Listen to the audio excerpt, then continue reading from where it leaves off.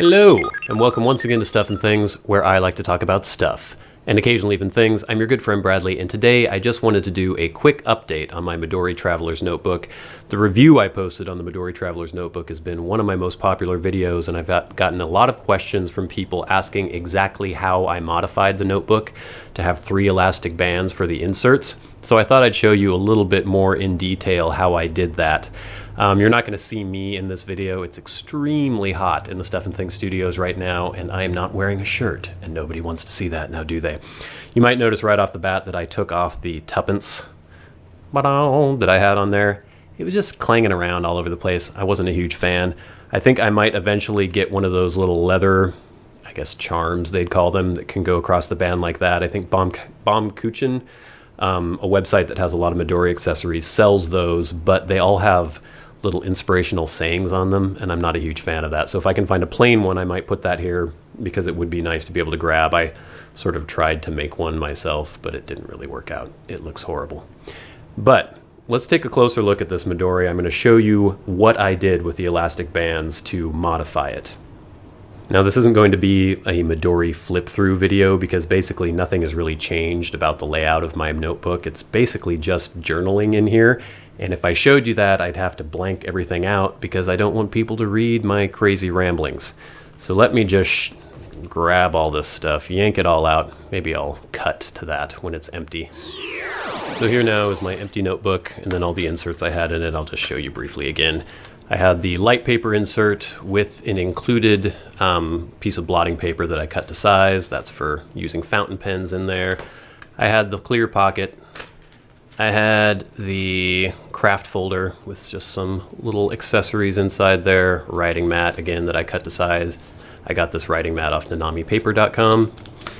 Then I had the, this isn't the sketchbook actually, this is just a normal Midori blank book. I replaced the sketchbook with this because the sketch paper was so thick that it was making my notebook too thick. Wasn't a fan of that. And then I had the lined paper insert that I use for writing down my words and some ink reviews, not ink reviews, but just kind of an ink journal.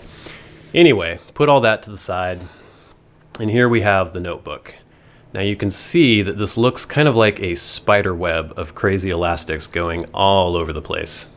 But the whole point of this was to have 3 elastics that I could put inserts into without having to use the rubber band system that Midori uses.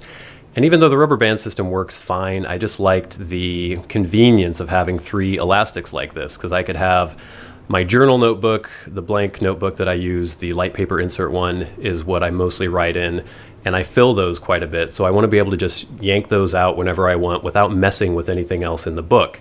My lined paper notebook, which I have my favorite words, things that I come across, my inks and things like that, that stays in pretty much all the time, or actually that goes here. And then my sketchbook, I don't fill that very often as well either, so that stays in most of the time.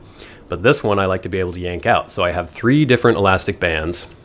Now if you can ignore these black ones here and just pay attention to the original Midori ones, if you get in a little closer, you can see the way they're installed, maybe. There's just a slot here, or a little slit, and then there's one hole, and it's that way on either end.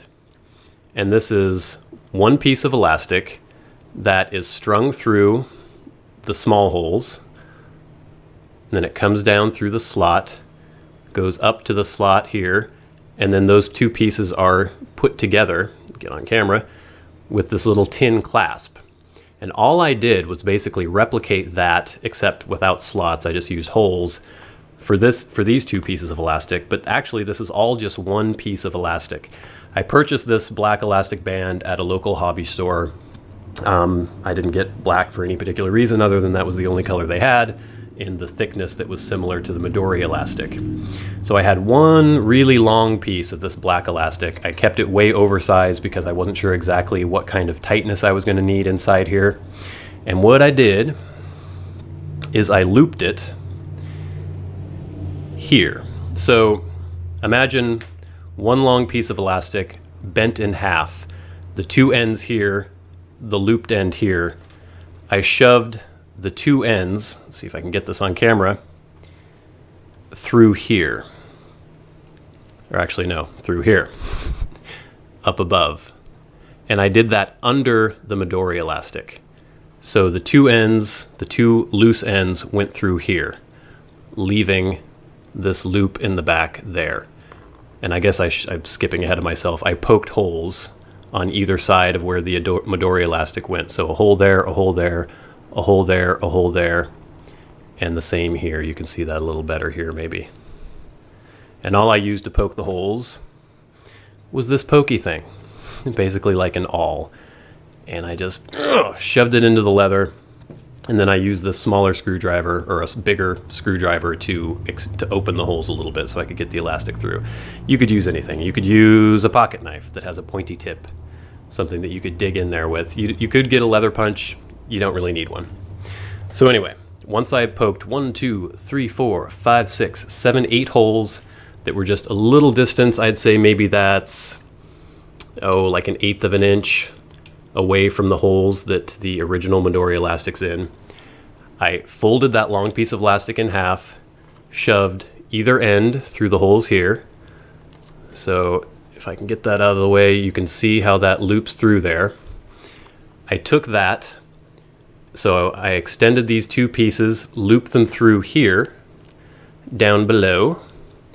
Then those came through. I looped them into here, these two holes. So these are the ones behind now, these pieces. Pulled that through here, can't get on camera, pulled that through here, and then looped them into these last holes here. And that's where the ends came out. Then I cut those to the proper length, basically just trying to figure out exactly how much slack I would need to keep everything in place without having too much slack. And then I tied it off right there and cut off the excess. And that's it, basically. It's very simple, and even though it does look messy here, it's basically the exact same setup as the Midori uses. It's just 2 extra bands. So you're not putting anything in these bands behind, just like you don't with the Midori. You just use these top bands. So I have 3 bands on top for inserts. So that's it, gang. Pretty simple. I have my clear zipper pocket and my light paper notebook on one band here. So that's all on its own band. Then I have the craft folder and the lined notebook on the middle band, the band that Midori came with. And then I have my sketch notebook, or actually just a blank notebook, on the last band. So 1, 2, 3.